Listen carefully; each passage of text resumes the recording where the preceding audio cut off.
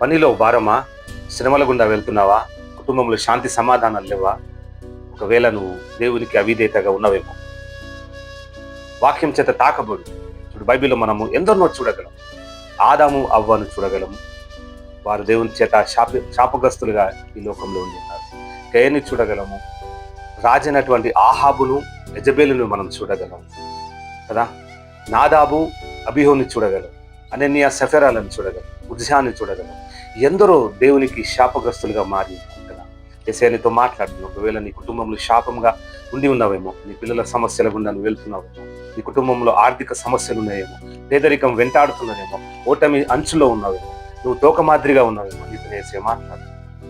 ఈ వాక్యం చేత నీతో మాట్లాడుతుండగా దేవుని యొక్క స్వరాన్ని వినాలి. దేవుని యొక్క వాక్యాన్ని మనం ధ్యానించాలి. దేవుని చేత మనం కట్టబడినట్లయితే, పరిశుద్ధాత్మ మనలో ఉన్నట్లయితే, మనం ఉన్నతమైన స్థానంలో మనం నడిపిస్తానంటున్నాడు. మంచి అభివృద్ధిలో మనం నడిపిస్తానంటున్నాడు. నేను ఆ జీవితంలో మనందరినీ తలగా ఉంచుకుంటానని, పిచ్చివాడుగా ఉంటానని. చూడండి, దేవుని యొక్క వాక్యాన్ని మనం కనిపెట్టుకుని ఈ లోకంలో జీవించాలి. దేవుని యొక్క వాగ్దానాల చేత మనం బలపరచబడి ఈ సంవత్సరం అంతయు ఆయన కృపలో మనం అందరము వర్ధిల్లును గాక.